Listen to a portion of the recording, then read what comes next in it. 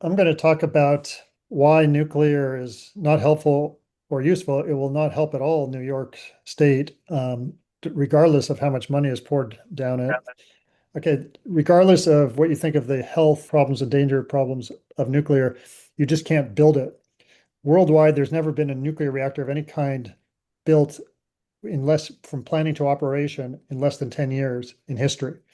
And today that number is 12 years. No nuclear plant today can go up, even in China, where it's being built the fastest, in less than 12 years from planning to operation. But in North America and Europe, that time is 17 to 23 years.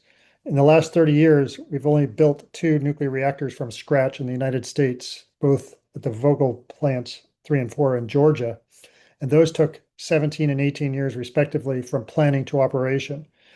So even if we want to move to nuclear, we just can't. It just takes too long from plan to operation, completely useless as a result, as a climate solution, as an energy solution, or any other type of solution.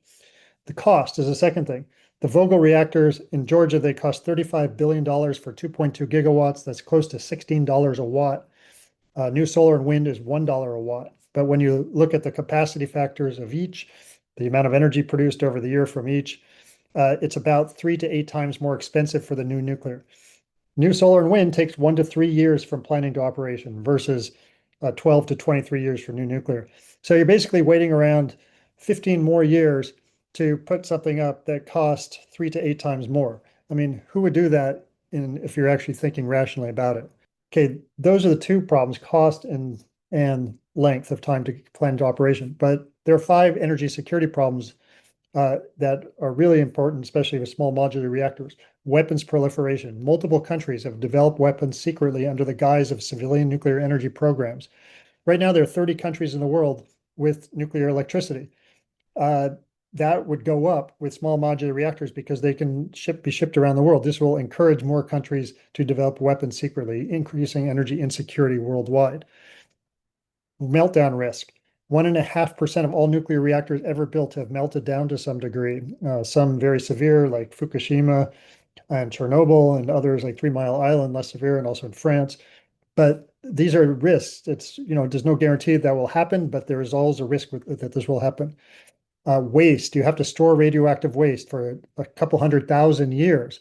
And this takes energy. The US spends $500 million a year just storing current waste, and they have to do this for 200,000 years. So it's a waste of money, and you have to just keep doing it. And you have to, right now, there's no actual repository. So the waste is stored at individual reactor sites.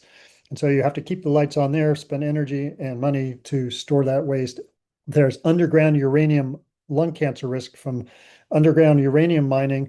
There's radon leaks, and radon is a gas that decays into polonium that's breathed in by miners. And so there's a huge increase of risk of lung cancer from radon from uranium mining. And then carbon dioxide. People think that nuclear is carbon free. It's not close to carbon free. Half of that is due to the fact that it takes so long to put up a nuclear reactor. While you're waiting around, you have emissions from the background grid that are polluting our air. And the rest is due to the fact that you have to continuously mine and refine uranium. And that's an energy intensive process, and also building the reactors.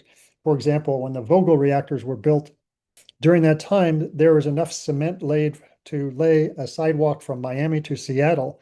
All those emissions went into the air before a single kilowatt hour of electricity was generated. And there's direct heat emissions that heat from the reactors themselves contribute to warming. But we don't need nuclear. There are other technologies. A new technologies that directly replaces nuclear and is much better is enhanced geothermal. If you want base load power, which nuclear provides, flat, constant power for a long period of time, enhanced geothermal does this. Now, regular geothermal you can only do in 13 US states, but enhanced geothermal you can do anywhere using new techniques from the fracking industry, ironically. All you're doing is digging two wells, and water goes down one and comes up hot the other. It takes less land than nuclear. You can put it up in 3 years. It's already commercial, so you can put it up faster.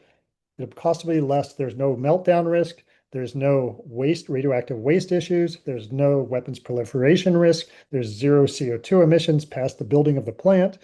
And there's no underground uranium mining lung cancer risk. So enhanced geothermal obviates the need for nuclear. Why would you do it? Why would you use nuclear when you can do enhanced geothermal? It makes no sense at all.